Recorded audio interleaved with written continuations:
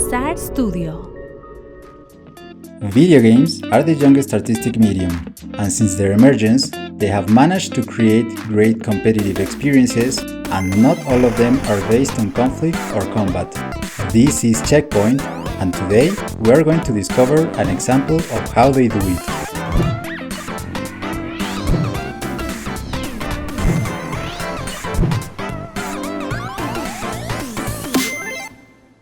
The number of ideas that serve as inspiration to create video games is as great as the imagination and creativity that their creators may have. That is to say, virtually infinite.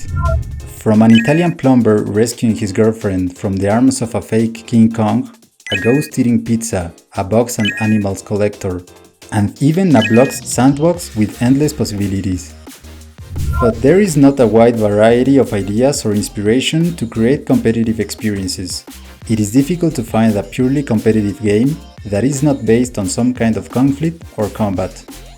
There are competitive experiences outside of that inspiration, but these tend to be hyper-realistic simulators of a very popular games that are in themselves an industry on their own. This is striking because, like all disciplines, activities, and artistic media, video games also use as creative fuel the same essential human characteristics that are rooted in the origins of the species, which have served us as a vehicle for learning and evolution. The human being is a ludic one. It is inclined to use games as a way of learning and growth. All the sports that have been practiced throughout history have their origin in the roots of the species, in those times when we had to hunt, hide, flee, and use our physical abilities to survive. Video games are an ideal medium to exploit and promote the playful characteristic of our species, although it is understandable that, being a medium that is based on creating analogous experiences, it is difficult to invent its own sport using only its own qualities and characteristics. However, this does not mean that is impossible to do, much less that it is not possible to use a broader and more varied inspiration to create competitive experiences. Developed by Pulsar Studios and published by Electronic Arts, Knockout City is a game that creates a competitive experience inspired by a playful physical activity, and that strikes a middle ground between the fever of Battle Royale and Fall Guys, giving a little fresh air to the creativity in competitive experiences. Knockout City's inspiration is a much less popular sport than American football, soccer, or racing, and even a controversial one for its social implications on the behavior and development of children and youth. Because dodgeball was banned from schools in the United States for promoting abusive and bullying behaviors in schools that it was practiced. It is not surprising, since it is a discipline that has a much cruder origin than school sports activity. Originally practiced in Africa in the 18th century, where its purpose was the training and development of the physical aptitudes of the members of the tribe and separation of the weak members from the strong ones, with even death when practiced with stones or solid objects. It is understandable that a discipline is vetoed in certain contexts where it generates more harm than good, but that does not mean that the discipline cannot evolve and be located in other media to continue fulfilling a ludic function. It is difficult to think of a more suitable medium for this than a video game, where not only it is not necessary to have physical differences, but balance and equality invite everyone to participate. In a game with an inspiration as Knockout City has, it all starts with the mechanics. However, as simple as it may seem, there are elements of the game in real life that are vital to the experience and simply do not exist in the video game, such like fatigue, pain, physical activity, and adrenaline. So, it is essential to find the pillars that can be recreated and complemented with elements of the environment that can create similar experiences through mechanics and dynamics. To replace those missing elements, it's necessary to make use of the tools available. Lacking the adrenaline generated by avoiding pain and enhancing physical activity in competition, the developers designed dynamic and fluid movements that allow emergent gameplay. Players can propel themselves into the air and take acrobatic spins, something a human would not normally be able to do. In the original game, the field has a rectangular surface divided in half, in which each team must remain on its own side and can only throw the ball within the first 3/4 of its own territory. To represent adrenaline and be able to create a dynamic scenario, it is essential to dispense with the defined territories and let everyone move around the stage and throw the ball from wherever they want, adopting a characteristic similar to that of shooting games. In the real-life game, the strength with which the ball is thrown and the aim are also important factors. But in a video game, combining aiming with mobility creates scenarios where a high level of skill is required, closing the doors to casual players. Instead, players can control the strength of the shot by holding down a button, and then they don't have to worry about aiming. It is almost automatic. What they should be concerned about is putting the opponent in a vulnerable situation where he cannot avoid being hit by the ball, since another mechanic adopted from the real game is to be able to catch the ball to avoid being hit. To catch a ball, the player must react by pressing the right button at the right time, but with a sufficient reaction window so that everyone can achieve it without exceeding the ease to do so.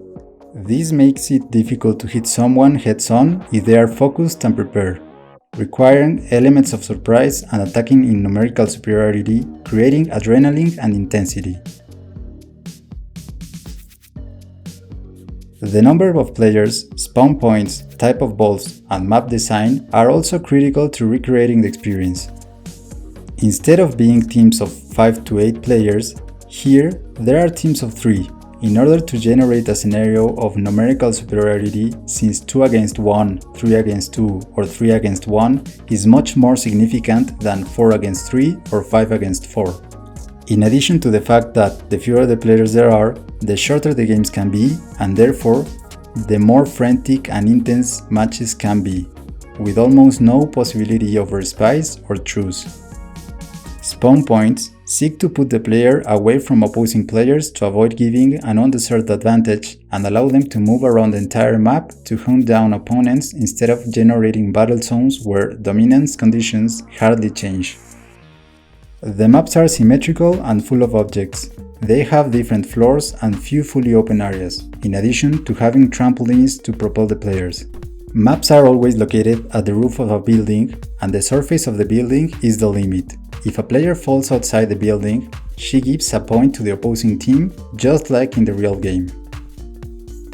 There are different types of balls, with a total of 5 special apart from the basic one, located in scarce and specific points on the map, which have special characteristics such as allowing to jump higher and pushing the opponent, exploding with a countdown affecting whoever is in the radius, enclosing the player they hit in a cage that can be picked up and thrown,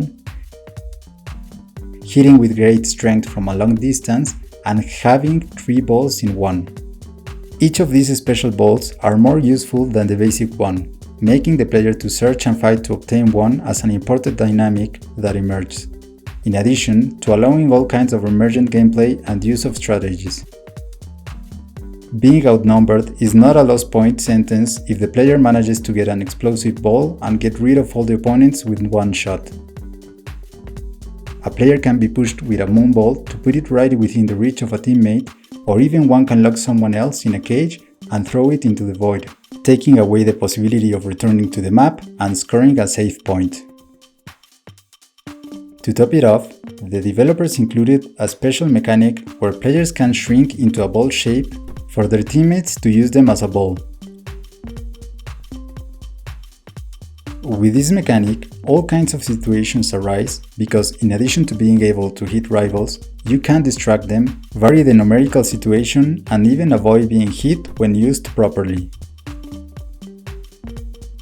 However, the most important thing about design in terms of number of players, map design, type and location of balls is that it encourages teamwork, a key factor in any non-individual competitive experience. Perhaps the most important change in the rules of the game is that of the main objective. In Dodgeball, the objective is to leave the opposing team without players. In Knockout City, Using that rule will mean creating a positive feedback in which the team that is winning is rewarded with a greater advantage and the team that is losing is penalized with a greater disadvantage, creating that encounters are defined in the first actions of the game. In a symmetrical competitive experience, the goal is to give all participants the same chances of winning and that those chances do not vary as the game progresses. The main reason for this is accessibility, being able to invite all types of players and not make them feel that to enjoy the game they must invest many hours, be very skilled, or simply be lucky to be paired with a good team, something that they cannot control. Winning and losing are important factors in any competitive experience. Although the experience of the entire game should be enjoyable on its own, in a symmetrical experience, everyone should be given the opportunity to experience victory without having to alter the basic conditions to do so. This is why in Knockout City, the rule is to accumulate points up to 10.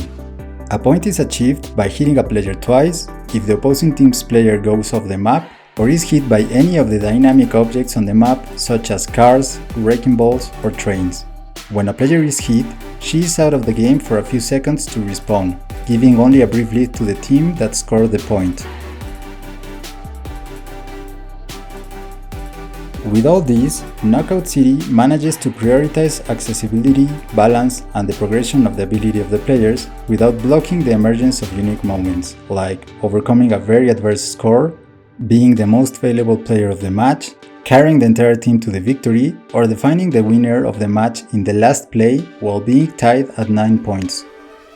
This is only possible to achieve with an arduous work of playtesting and iteration, that is, testing the mechanics and dynamics with different groups of people and analyzing their reaction to make the modifications that arise as a result of that analysis and repeating the process until the players who try the game experience what the designers expect them to experience or even more.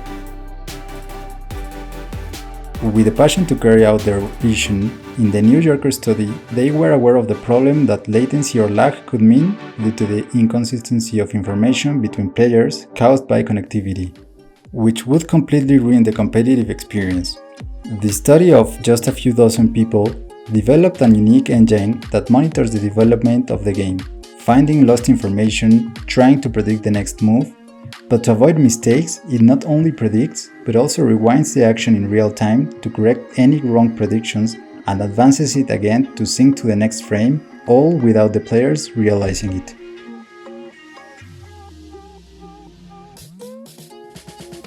The adaptation of a real discipline to a video game is not only based on the design of mechanics and dynamics and their polishing through testing and iteration. It is also very important to create a credible and proper setting. A sports simulator like Madden or FIFA is not difficult to set. The main challenge is to have an engine that achieves the realistic graphic representation and that also allows the necessary physics and movements, in addition to obtaining the corresponding licenses. But in a less popular discipline like dodgeball, these resources do not exist. Even in an exclusively multiplayer competitive game, it is necessary to create a narrative in which the created experience comes to life.